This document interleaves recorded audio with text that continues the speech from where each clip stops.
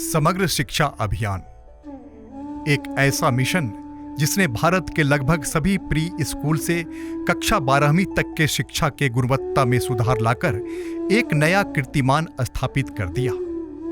इतने बड़े अभियान की शुरुआत दिनांक 24 मई 2018 को भारत सरकार के तत्कालीन मानव संसाधन विकास मंत्री श्री प्रकाश जावड़ेकर जी के द्वारा किया गया था। इस अभियान का उद्देश्य छात्रों को उच्च व गुणवत्तापूर्ण शिक्षा प्रदान करना है ताकि स्कूल का हर छात्र शिक्षा उपरांत खुद को इतना सक्षम बना ले ताकि भविष्य में किसी भी प्रकार की और कहीं भी वो शिक्षा की कमी के कारण खुद को कभी भी असक्षम महसूस न करे और हर वो मुकाम हासिल कर पाए जिसको वो पाना चाहता हो और अपना खुद का भविष्य निर्माण कर पाए। इस अभियान के तहत स्कूली शिक्षा में लैंगिक असमानताओं को समाप्त करना है ताकि कोई भी छात्र, चाहे वो किसी भी जाति विशेष व समुदाय का ही क्यों न हो, चाहे वो एक लड़का हो या लड़की, उसको कभी भी अपने सामाजिक पहचान और लिंग के आधार पर कोई भी परेशानी का सामना ना करना पड़े और उसे भी अच्छी से अच्छी शिक्षा मिले जिसके वो हकदार हैं।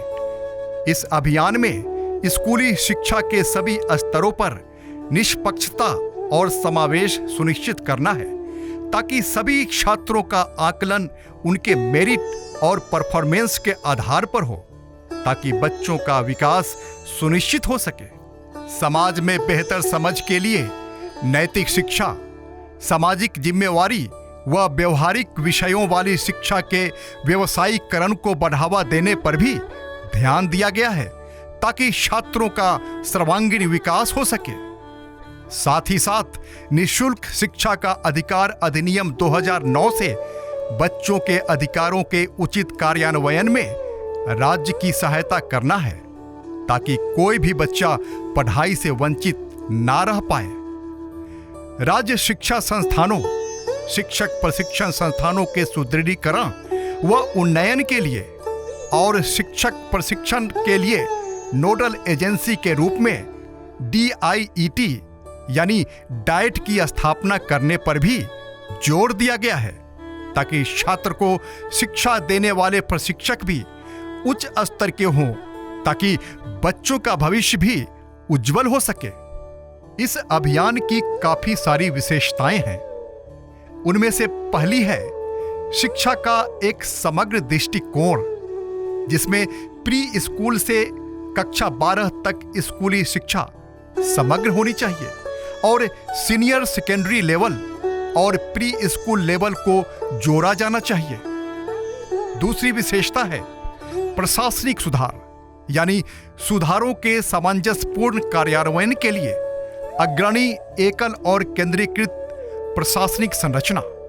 इसमें राज्यों को अपने हस्तक्षेप को प्राथमिकता देने में सहायता के लिए लचीलापन दी गई है ताकि राज्य को अपने हिसाब से इस अभियान में खुद से निर्णय लेने की छूट हो जिसके तहत राज्य बिना किसी अवरोध व विलंब के शिक्षा विकास में कार्य कर सकें और एक एकीकृत प्रशासन स्कूल की निरंतरता की देखरेख करेगा।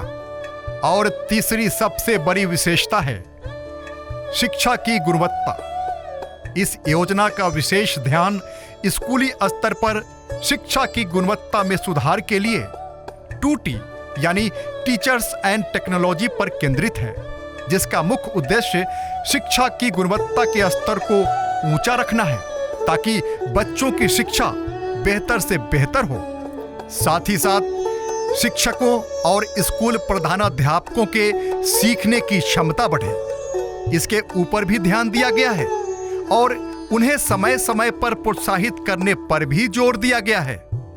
साथ ही SCERT और DIET जैसे शिक्षक संस्थानों को मजबूत करने पर भी ध्यान दिया गया है ताकि भावी शिक्षकों की गुणवत्ता में सुधार हो सके और शिक्षा के क्षेत्र में संपूर्ण विकास हो सके। स्कूलों में विज्ञान और गणित सीखने को बढ़ावा देने के लिए इस अभियान को समर्थन देना व प्राथमिक स्तर पर मूलभूत कौशल विकसित करने के लिए पढ़े भारत बड़े भारत को सहयोग देना तथा सभी स्कूल के लिए 5,000 रुपए से 20,000 रुपए तक के पुस्तकालय अनुदान का प्रावधान किया गया है। चौथी विशेषता है डिजिटल शिक्षा संबंधी मुख्य बातें। इसमें टेक्नोलॉजी आधारित शिक्षण कक्षाओं की मदद से शिक्षा आधारित क्रांति को आसानी से समझने के लिए सभी माध्यमिक विद्यालयों में ऑपरेशन डिजिटल बोर्ड की सहायता करना व स्मार्ट क्लासरूम, डिजिटल बोर्ड और DTH चैनलों के द्वारा स्कूली शिक्षा में डिजिटल प्रौद्योगिकी के प्रयोग को बढ़ावा देना है, ताकि आज के और भविष्य के समय को देखते हुए छात्र नए एजुकेशन टेक्नोलॉजी से वंचित हो पीछे ना रह जाए। पांचवी बड़ी विशेषता है बालिका शिक्षा। इस योजना के तहत कस्तूरबा गांधी बालिका विद्यालय का कक्षा 6 से 8 के स्थान पर कक्षा 6 से 12 तक का अपग्रेडेशन किया गया है, जिसमें बच्चे अब अपनी 12वीं तक की पढ़ाई एक ही स्कूल में कर पाएंगे। इसमें अपर प्राइमरी से सीनियर सेकेंडरी स्तर तक की लड़कियों को आत्मरक्षा की ट्रेनिंग मिलेगी और बालिका शिक्षा पर फोकस करने के लिए बेटी बचाओ बेटी पढ़ाओ के लिए प्रतिबद्धता भी है। छठी विशेषता है skill development. Upper primary level पर व्यावसायिक कौशल व ज्ञान को बढ़ाना, जिसके तहत कक्षा 9 से 12 तक के छात्रों के लिए व्यावसायिक शिक्षा को उनके पाठ्यक्रम में जोड़ना, ताकि उनका उद्यम के क्षेत्र में भी उनकी पकड़ बने। सातवीं बड़ी विशेषता है खेल और शारीरिक शिक्षा। इसमें खेल शिक्षा को पाठ्यक्रम का अभिन्न अंग बनाया जाना कहा गया है, ताकि बच्चों का खेलों के प्रति उतना ही लगाव पैदा हो सके जितना पढ़ाई के प्रति। खेल के प्रति लगाव पैदा करने हेतु सरकार के द्वारा प्रत्येक विद्यालय को खेल उपकरण उपलब्ध कराए जाएंगे, जिसमें प्राथमिक विद्यालयों के लिए 5,000 रुपए और अपर प्राइमरी लेवल विद्यालयों के लिए 10,000 रुपए तथा माध्यमिक व उच्च माध्यमिक विद्यालयों के लिए 25,000 रुपए तक की राशि दी जाएगी। आठवीं विशेषता है क्षेत्रीय संतुलन बनाए रखना। इस योजना में मुख्य रूप से कुछ बातों का ध्यान रखा गया है, जैसे संतुलित शैक्षिक विकास को बढ़ावा देना, जिसमें छात्रों को एक ऐसी शिक्षा मिले जिनका वो सदुपयोग कर सकें और वो शिक्षा कहीं से भी असंतुलित ना हो। शैक्षिक रूप से पिछड़े ब्लॉकों, EBB, वामपंथी उग्रवाद से प्रभावित जिले, विशेष फोकस वाले जिले, SFD, सीमावर्ती क्षेत्रों और नीति आयोग द्वारा चिन्हित 117 आकांक्षी जिलों के चयन के पक्ष में भी जोर दिया गया है। अगली विशेषता है समग्र शिक्षा का वित्त पोषण पैटर्न।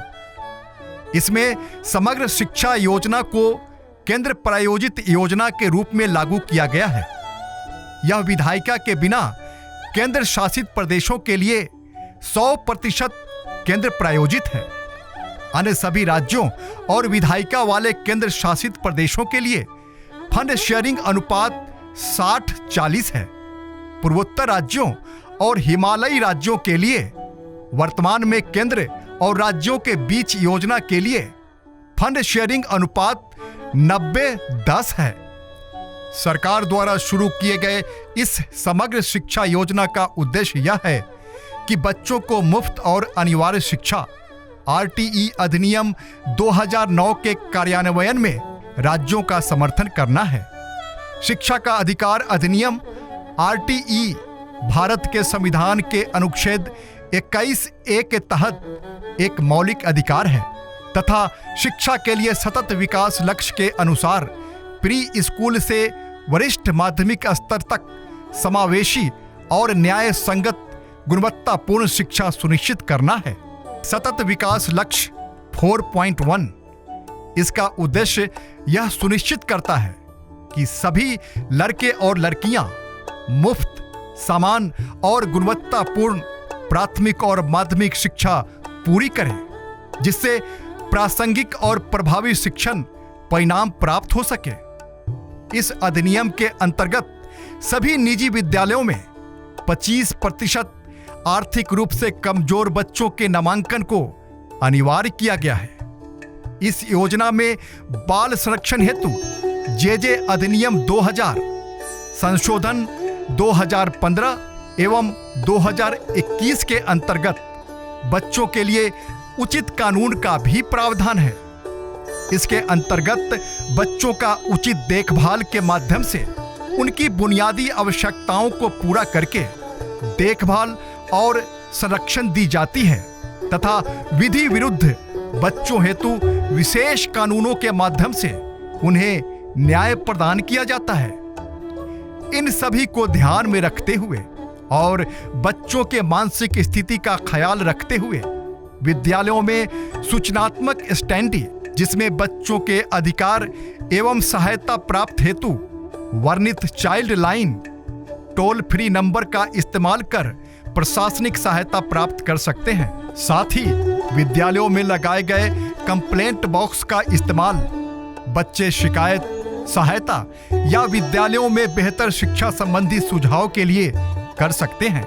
जो किसी कारणवश झिझक या डर में नहीं कर सकते हैं, वे कंप्लेंट बॉक्स का इस्तेमाल कर सकते हैं, जिसकी सूचना गुप्त रखी जाएगी।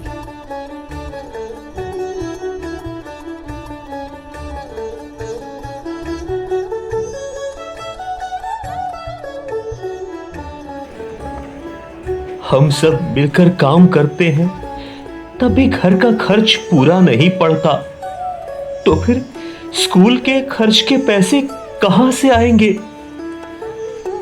क्या हमारे बच्चे भी हमारी तरह रह जाएंगे? क्या करूं मैं, क्या करूं? काश मेरे बाबूजी ने मुझे भी पढ़ाया होता। ओ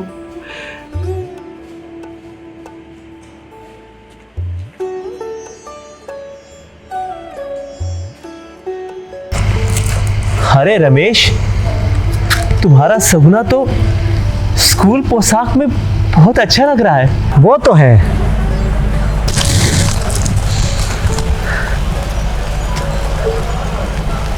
और रमेश, आज अपने सपना को छुट्टी दिलवाकर कहीं घुमाने मान ले जा रहे हो क्या? अरे नहीं रे बुधिया, हम अपने सगुना को तो स्कूल ले जा रहे हैं। स्कूल? पर रमेश, ये हुआ कैसे? रमेश, तुम्हारी कमाई तो हमसे भी कम है तो, पर कोई फर्क नहीं पड़ता है। तुम भी अपनी मुनिया का स्कूल में दाखिला करवा सकते हो। मैं भी? पर कैसे रमेश, कैसे? शिक्षा बच्चों का परम अधिकार है। सांझ के मिलो, मास्टर साहब से मिल बातें। सांझ को?